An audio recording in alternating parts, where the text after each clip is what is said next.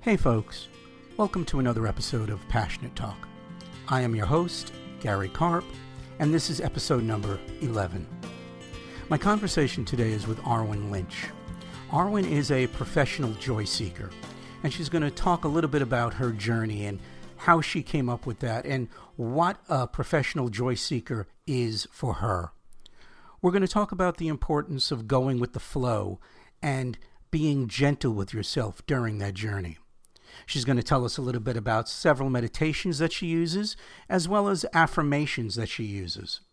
We're also going to discuss the importance of the inner work that's done and what one could expect when you start to take that journey to spiritual awareness, or really any kind of awareness. So right now, I want you to sit back, relax, grab a cup of coffee, make yourself some tea, and get ready to listen to my conversation with Arwen. That's okay. I've got 7 here. They make an appearance every show. So I have really got to stop going from a home office and get myself a nice little office that is soundproofed. So subways and kitty cats and jackhammers and trucks don't disturb the recording process. Right? You know, it's very interesting. I just finished reading a book called The Surrender Experiment by Michael A. Singer. Uh-huh. He was given a book called The 3 Pillars of Zen, which explains Zen Buddhism to him.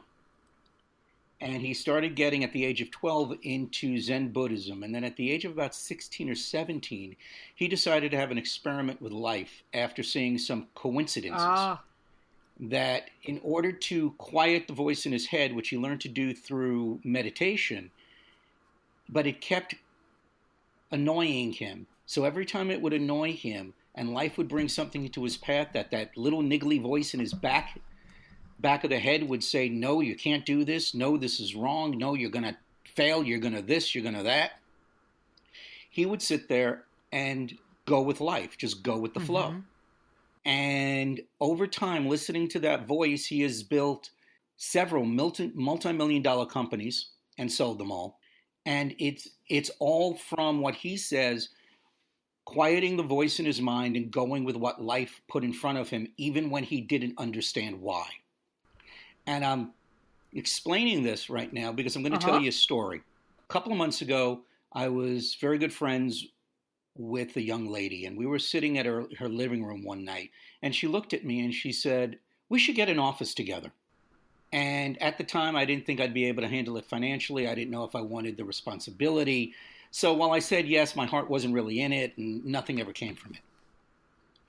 A couple of weeks ago, I'm sitting in my office, editing the episode and trying to add in the intro and the outro bumpers to one of these podcasts. It took me about an hour because every time I started doing it, the cats would mew. The subway would go by. A truck would backfire. My upstairs neighbor's kids were home, and, you know, they sound like they're rolling bowling balls on my head all the time when they're home.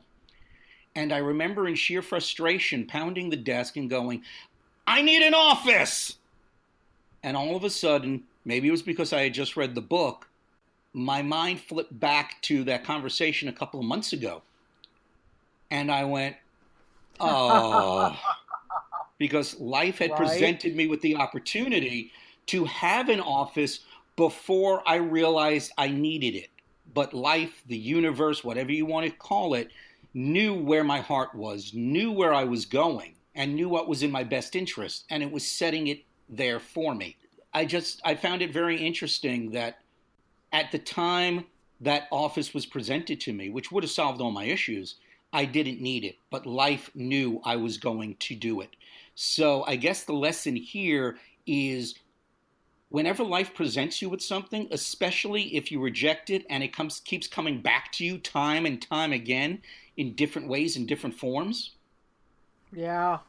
take the leap. So how are you doing, Arwen? I'm doing really good. I'm kind of into that story. It's just like, yeah, I really like that because I think a lot of times our infernal editor gets in our way, you know, and that's that voice from whomever. It's ourselves. It's people who've told us we couldn't do that we believed. So that I really like that. I really like the idea of just doing it. Yeah, it really is. It's all at once scary and calming at the same time because I haven't gotten to the point where I can totally bludgeon that voice into submission. Yeah. And I think once we get out of our own ways and once we dive into that flow, and you do have to immerse yourself, you have to get in and go. I don't know if you ever gone whitewater rafting or anything, but if you try to do anything other than just navigate the rocks that are coming at you, you're going to get in trouble. You've just got to get your paddle in and steer around what's coming because you got nothing to do but go forward. I find that to be the truth because experientially, I know that when I just let go and trust in the universe or trust in myself or trust in God or however you want to put it, things always work out. When I live in my head, and I'm a Pisces, okay? So I live in my head all the time. That's when things start to slow down. That's when momentum starts to stop. Well, I guess that'll work. That's when momentum stops and everything just breaks down. So just recommitting myself to doing this. And I guess that's a wonderful lead in to introduce you because you are something, you call yourself a professional joy seeker. So the first question I would like you to answer is, what is a professional joy seeker? A professional joy seeker is someone who puts joy first, and not just joy, not just being happy, because I'm not happy all the time. I mean, if I was, I wouldn't be a joy seeker because I wouldn't have to do any work. But it's somebody who is invested in finding and maintaining joy in their own lives. And, I do it on a daily basis. I do it all the time. And there are times when, my husband will look at me and go, you're really not being a joy seeker right now because I'm being a bit of a unhappy person. So you? I know, right? He's got to be wrong. That's why he's the husband. No. But yeah, so that's to me what a professional joy seeker is. I have a whole joy seeker tribe. There's just a lot of people involved, and a lot of people have gotten on board with this, and I'm excited about it. I love hearing from people in other countries, other states, other areas, just saying, hey, because of you, I'm now a joy seeker, and it's helping me. Wow, so you have actually reached out and touched hundreds and thousands of people around the world with your message of joy. That's absolutely wonderful. It's pretty cool. It really is. I'm really humbled by it. So how do you incorporate this into your professional life? Is there some sort of coaching that goes along with this? Are you a meditation expert? How do you facilitate this joy in other people? Well, I'm a professional psychic and tarot consultant. And cool. Often what I do is with the cards, I have a joy seeker session, basically. And that's where we just look at, and some of the questions we ask are, I'll just use your name. How is Gary missing joy in his life right now? How is Gary... Trust me, we could be here for a long time with that. And then we look at how Gary is accessing joy, and where is joy hidden that Gary can easily find?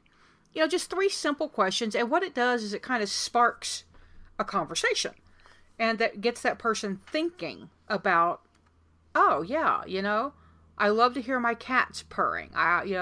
I get excited when I see everybody nose down, tails up, when I'm feeding in the morning. And it's those tiny things, Gary, that we need to gather up and hold on to, just like a snowball. The more you gather, the more joy you have. I saw a leaf when my husband and I were walking the other morning, and it was a gold leaf, and I pointed to him and said, look, fall is coming. Because I love fall. It's one of my favorite seasons.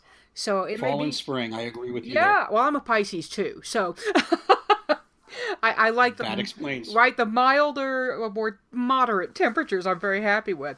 But it's just truly little tiny things like that. I have a massive tarot collection.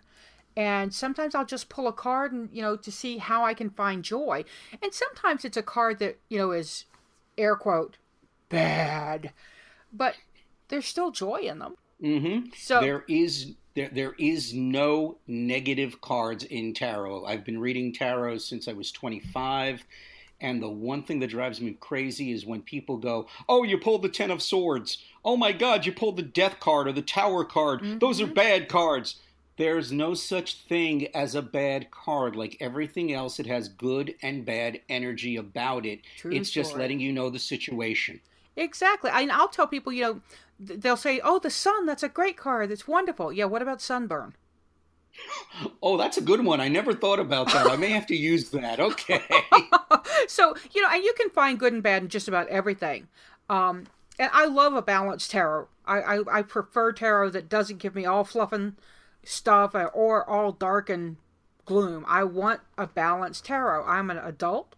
I can get good and bad out of the deck. I don't need it to force feed me. Mm-hmm. Now, just let's go back to the professional joy seeker.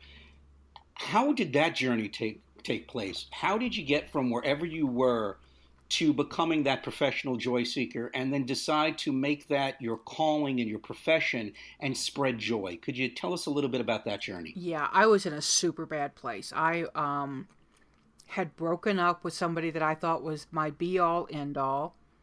I was losing a family. I had stepchildren. It was bad. And I went home to my sister's. She lived in my mother's house. My mother had passed away. And that was actually part of what led up to all this darkness. And it was right after, maybe 6 months or so after 9/11, I think. It was just really ugly. And I sat down in their cottage. They have a little guest house at that house. And I read tarot. I journaled. I cried. I wept. I couldn't figure out what was wrong with me. And I mean, I was really not suicidal. Not to that point, but I was definitely a depressed little puppy. And in doing that, I came to a whole bunch of revelations about myself and about why I had certain issues. I mean, I really did have, I kind of did a psychotherapy session on myself, I guess. And one of the statements that I came up with, either during that time or right after it, was just, if your life's purpose was simply to seek joy, how hard would that be? That's beautiful. I love that. I still refer to it as the Arwen remodeling process or project. And I was ripping down inner walls. I was ripping out, support beams of I'm not good enough, support beams of I'll never amount to anything, all of those things, and stripping them out and replacing them with other thoughts. And it's still an ongoing process. I don't want anybody to think that was like a 6 months and done. That was, gosh, 10. It had to have been after 9/11. It must have been more like 14 years ago. I don't remember, but it's been a while. It's been a while. And that brings up, I'm sorry, that brings up just something that I think is important for our listeners to hear and understand, because many times we talk about tarot, we talk about being professional joy seekers, we talk about all this new age, metaphysical, foo-foo, woo-woo stuff. Mm-hmm. And people will think that we live in the clouds, that we live in a bubble of plastic wrap or bubble wrap, that nothing is going to hurt us. And I think it's important for people to understand, once you undertake a spiritual journey or a journey of awakening, whether there's a spiritual component to it or not, that there is going to be a lot of heavy lifting, there's going to be a lot of deep digging, and a lot of pain associated with that to free yourself from whatever those false stories, whatever is anchoring you to not living your greatest being the grandest version or the greatest version of you could ever imagine. And it's important that people understand that it's not just woo-woo, foo-foo, love and namaste and the miracle in me greets the miracle in you. There is a lot of hard work that goes into becoming spiritually centered and spiritually aware and really knowing yourself. And it is an ongoing journey. It never stops.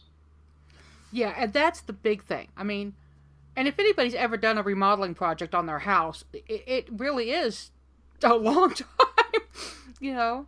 And you have to stop and you have to refigure things and you have to say, oh, wow, that cabinet's not going to really work there. Let me pull it out and I'm going to have to start over in this area. And it's work. And you have to be flexible. You have to be able to bend, and it's a river. I go back to water because, there's that old, is it a proverb? I don't know if it's Chinese or where it comes from, but you can never step in the same river. And I think that sounds Chinese. It sounds like a Chinese proverb. And if you think about it, you can't because that water's always moving. So and so what we did yesterday may not be the exact thing we need to do today. And so we're always tweaking. We're always, or using a techie thing where, Arwen Remodeling Project version 9.32. Luckily I don't name them snow leopard or whatever.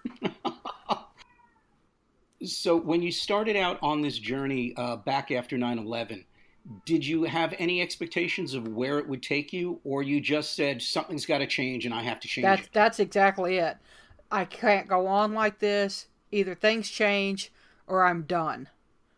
Because I was at rock bottom at that point. There was I don't think I could have gone any further down except to have made that ugly final choice.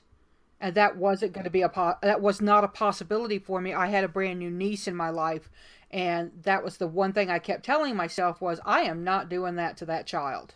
Yeah, you don't want to go down there. I've been there several times. It's a very dark, lonely, painful place. Yeah. That no one should ever have to go. And if anybody is listening to us right now and you're in that place, please understand that there are people near you who love you and who care for you, and you can reach out. You could reach out to them. You could reach out to the National Suicide Prevention Hotline.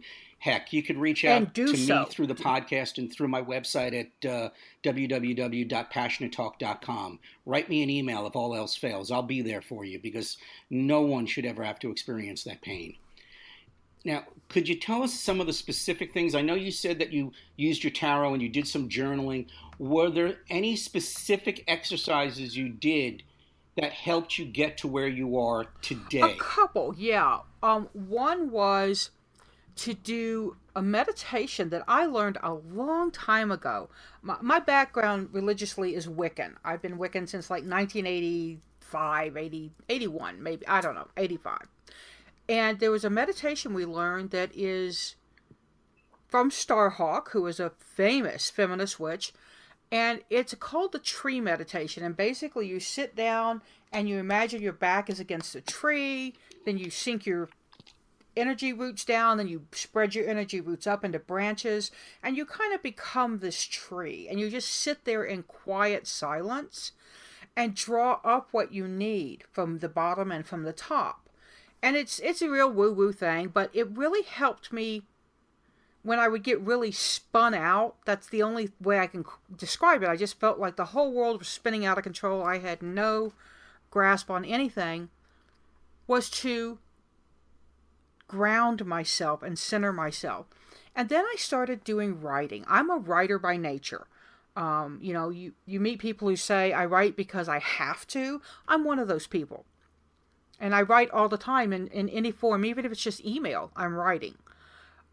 So I would write, I would pull cards. Like I would just pull a random card. I'm trying to see if I've got any. That's so funny. I've got cards plenty, but I don't have any that are easily accessible. It's always that way. But I would just pull a card and go, okay, what is this card saying to me right now? And I divorced myself from my tarot brain. When you become a professional reader or you read all the time, you can pick up the temperance card in any deck and say, okay, this means blah. So yes, I had to step absolutely. back. Yeah, and I had to step back from that and go, okay, what am I seeing in this temperance card? What is speaking to me out of this card?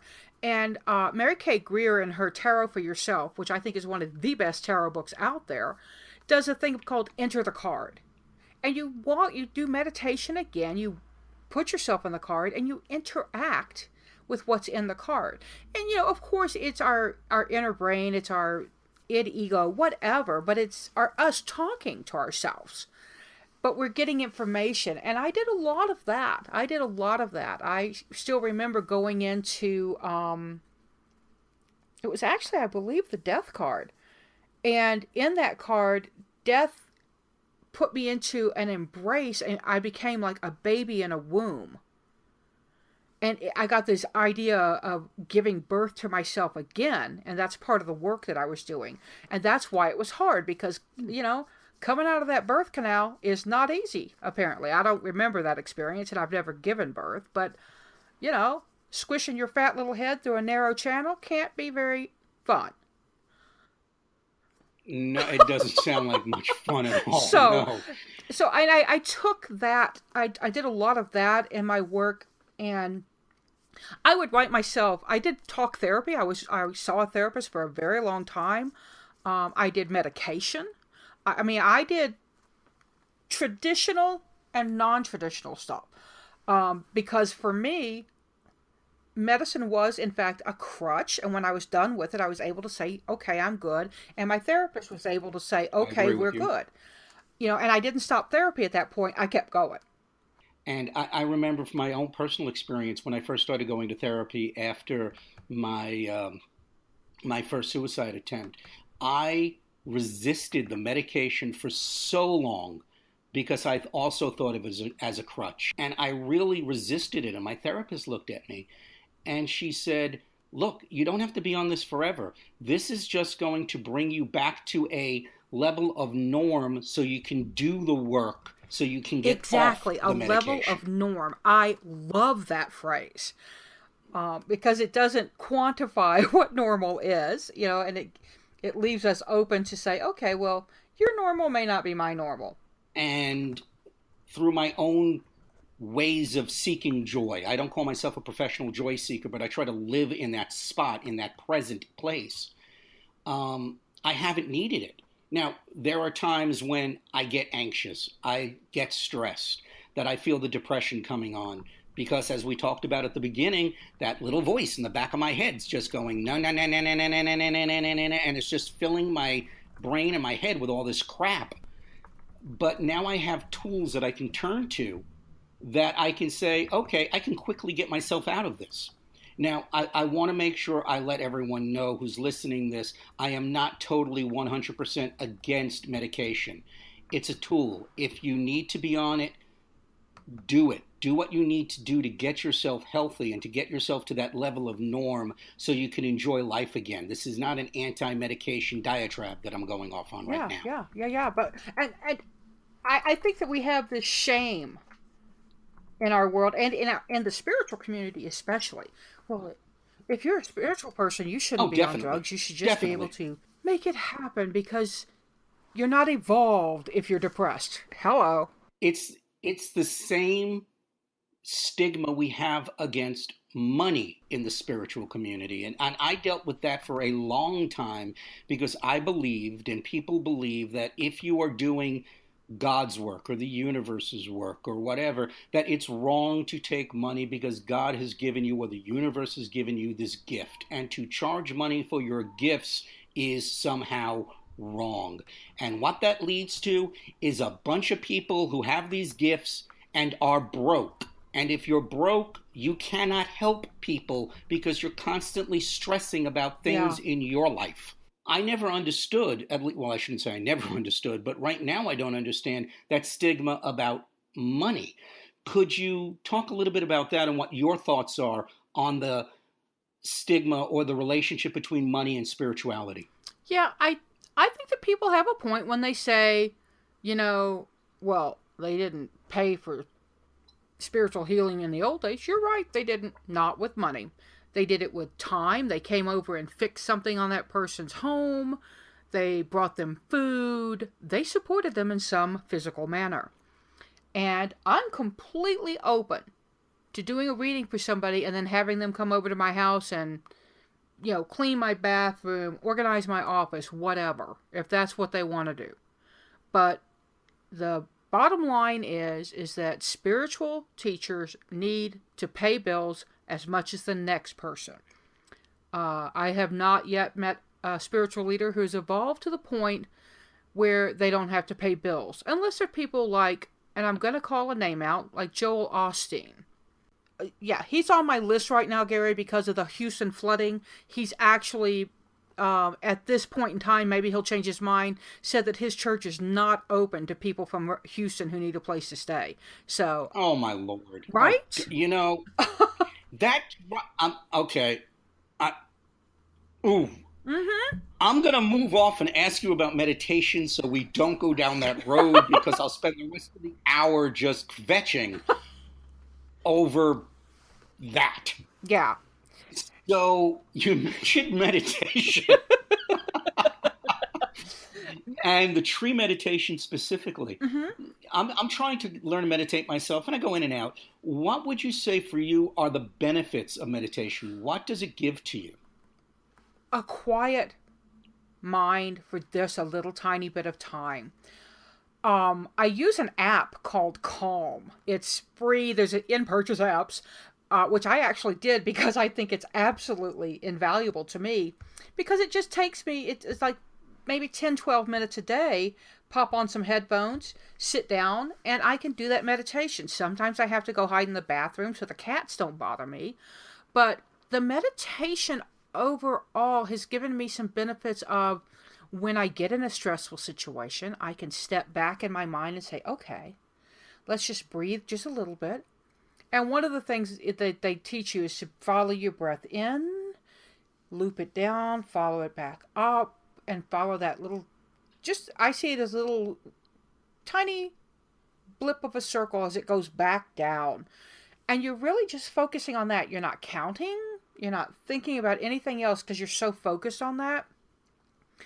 And it gives your mind space to, again with the technology stuff, I'm a geek. It's kind of like defragging your brain. You're reorganizing all the loose files. You're letting things have time to fall into place. If you've ever made bread, you cannot just make bread. There are rest periods. There are rising periods. There are things that have to happen for that bread to become complete and bake, to have a good crumb, have a nice crust, all sorts of stuff. And that's kind of what meditation is. It's that resting spot for your doughy brain. Now, you mentioned that you sit there and you follow your breath in, you loop it around, and it comes out. And I've heard that from the beginning. I was actually watching a documentary on Netflix yesterday called On Meditation that interviewed famous actors and politicians and yogis on their practice of meditation. And that was one thing that each one of them, regardless of the different practices, and one practice Zen meditation, and one practice transcendental meditation, and one practice Kundalini meditation, and one practice Priya meditation, they all said that they visualized their breath going in, going around and coming out, and they stood there and there was silence, and they just watched their thoughts and they observed their thoughts and just acknowledged them and let them go. Yeah. For the people out there who may not be visually oriented, how do you do that? I'm actually not visually oriented. So that's a really good. When people do guided visual meditations, my little brain goes off and I'll see stuff, but it is never the apple or the peach what I'm supposed to see. I'm off doing something else. For me, first I feel it. First I feel my breath, right? You feel it coming in, you feel it filling your lungs, you try to push it down to your belly, and then you bring it back up.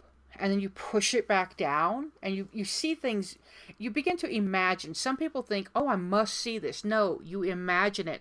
You know how your chest and belly move when you breathe.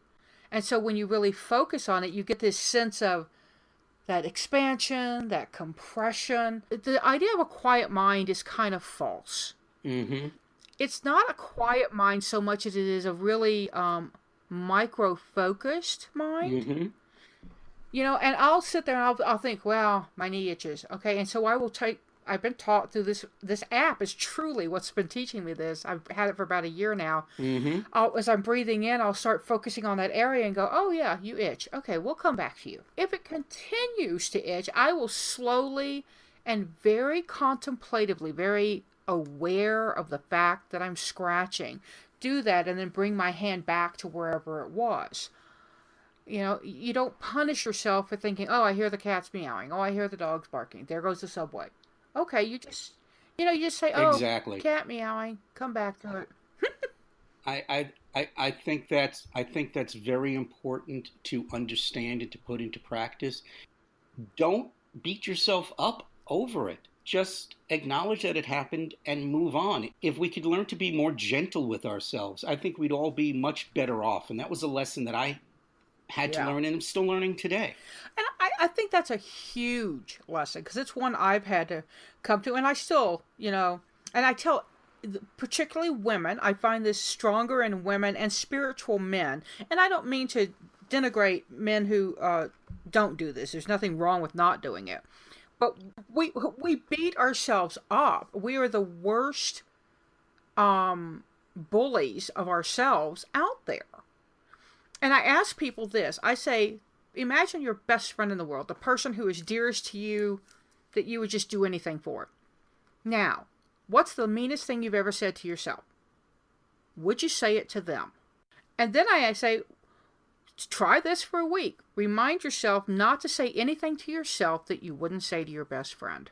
Now, I'd like to talk a little bit about visualizations because I find that visualizations could be a wonderful tool for mindfulness. How do you believe visualization works into seeking joy and living a more joyful, passionate I life? really think that what that does, and I use affirmations a lot, Gary. They're like one of my go-tos, and I use those actually more than visualizations because they're words, and words work for me.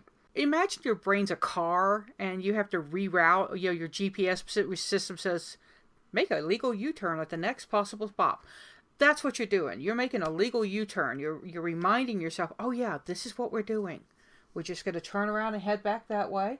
No harm done. A little off course. Back we go. So you use affirmations or visualizations to keep yourself on that course. And, you know, no car ever drove straight that somebody wasn't behind the wheel, not you, Google, and, you know, guiding that car. What affirmations work the best for you? I'm curious, which ones do you put in your daily rotation, if I could use that phrase? I actually use a whole bunch of them, but one of them that I love, and it comes from Leonie Dawson, who I used to follow and do a lot of her work. I've kind of moved away from that now, but it is I am enough. And I learned a new way to do them from a really smart man. You may know him. His name's Gary Karp. About using the word choose. Bring the word choose into it. And it really, really, you know, I choose to seek joy today. I choose to be open to money flowing. And I don't do a lot of prosperity affirmations because I feel like I really want to focus on other things. And so I do, you know, I choose joy today. I choose to hear compliments when they're given to me. I think that's a big one we miss. And I try to say them three times a day. I try to say them out loud. And I want to look at myself in a mirror when I'm doing them because your brain needs to hear them rather than just think them or write them.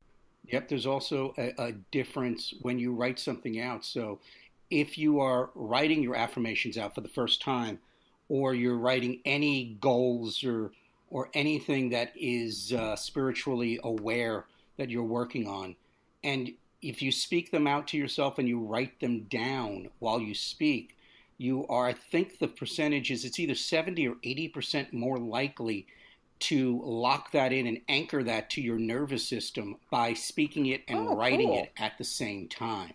I did not know that part of it, so that's very. I will now immediately incorporate that because I do weekly stuff where I give people their affirmations. So I'll immediately put that in. Yeah, hey, it works. Now, you just mentioned that you give people affirmations. If someone wanted to start meditating or they wanted to start a daily or weekly affirmation, and I would recommend daily, that's just me, where could they go? What resources could you share with our listeners that they can go to find out about meditations, that they can go to find the affirmations that they would you Um, want to use? One that I really love is the Meta meditation, and it's an affirmation also. And I would say go to the Meta Foundation. I think it's metafoundation.org, METTA foundation.org. It's and I one thing I want to point out to people is that there are so many different kinds of meditation. There's mindfulness meditation, there's Zen meditation. So find the one that works for you. They don't all work for everybody the same. And that's important for people to understand. There is no right way. There is just a right way for you. So find the proper way to meditate that works for you. Exactly. And I think, and that comes back to our being our own worst enemies, because we're like, well, Gary can sit there and he can sit in the lotus position and he's totally, look at him, how wonderful he is. And I just want to go have a snack. um, you know, walking meditation works. There's just, so yeah, but we constantly shame ourselves for not being like somebody else. And Arwen, I'm now going to ask you a question that is my favorite part of the show, and I love asking this. If there's someone out there who wants to become more spiritually aware, who wants to become a professional joy seeker, or at least a semi-professional joy seeker, you know, they want to make it to like AA and AAA, but they don't want to make the show at just yet. What practical advice could you give them to move forward in their spiritual journey? Or even if they're starting one, what advice would you give them? Journal. Get a journal and write. Don't worry about what you're supposed to write, what you're not supposed to write, whether it's supposed to be profound or not. Get a journal and just write. 5 minutes a day, set a timer, put your pencil down and write. Then you go back and you read what you wrote and you kind of circle things that pop out at you. And you start focusing and looking at, it's a way to find where is your journey, I hate to use this word, broken, but where is your journey off course? And how can you gently pull yourself back? Yep, I know. I have been journaling on and off, more off than on, I'll admit, since I was 22. And it was actually Tony Robbins who got me to start journaling because something he said was a life worth living is a life worth recording. But right now, Arwen, I'd like to give you an opportunity to promote anything you want to promote. Tell the people how they can get in touch with you and what you're up to right now. Well, I would love to invite people to come join me on my Patreon journey. You can find me at patreon.com/Arwen Lynch. I'm offering my supporters insider videos. We're doing a live free reading session this week. That would be past since this is going to be in the future. Oh, that made sense. And I would love for y'all to come join me there. You can find all my links there. And I'm the new editor and publisher of The Cartomancer, which is a magazine dedicated to divination. Well, mazel tov. Thank you. I'm very, very happy about it. I'm taking over from Jadzia DeForest, who gave birth and gave life to this wonderful publication. So, yeah, those are the two things that I'm super excited about right now. And if anybody wants to reach out to you and find out how they could find more joy and become a professional joy seeker, how can they reach you for those things? You can email me readings, like reading a book with an S on the end, at tarotbyarwen.com. And come find me on Facebook. You just Google Tarot by Arwen, and I'm pretty much all over the place. There's another Arwen, I think, in London. But, yeah, I'm not the one in London. I'm the one in New Mexico. It's funny. I always got you confused with the one in England. Arwen, I want to thank you very much for taking some time out of your day and sharing your thoughts on joy with us. And we will talk later. Thank you, Gary. I enjoyed it. Bye-bye, definitely y'all. dropped some, well, not truth nuggets, but joy nuggets. Instead of being a nugget, it's an almond joy. They were joy nuggets she dropped on us. I love the fact that she said the more joy you gather, the more joy you have. And the question she asked us, would you say the meanest thing you say to yourself to your best friend? I think that's important because so many of us, myself included, tend to be the hardest judges on ourselves. We say the worst things to ourselves that we would never say to our best friend. I love the metaphors that Arwen used. They spoke to the geek in me, the GPS and the computers, especially that meditation was really a defrag for the brain. That was great. It was a lot of fun. Now, folks, you may have heard Arwen and I speak a little bit about Hurricane Harvey and Joel Osteen in this episode. This episode was recorded just a day or two after Hurricane Harvey hit Houston. So it's been a little bit of a while, and his stance might have changed. As of right now, it hasn't, but I did want to let you know that. All the great resources that Arwen talked about, the Calm app for the iOS and for the Android phone, as well as meta.com, you can find all those links, as well as links to the books that we've talked about in this episode, on her interview page on passionatetalk.com. That's www.passionatetalk.com. And while you're at it, if you could stop by the iTunes Store or Apple's podcast app and give us a good rating, give us a good review, because that's the way that other people are going to find this podcast. So if you like us, rate us, review us, and hey, also subscribe while you're there. Well, that's all the time we have for this episode of Passionate Talk. So until we meet again, follow your dreams and passions and manifest the life that you choose.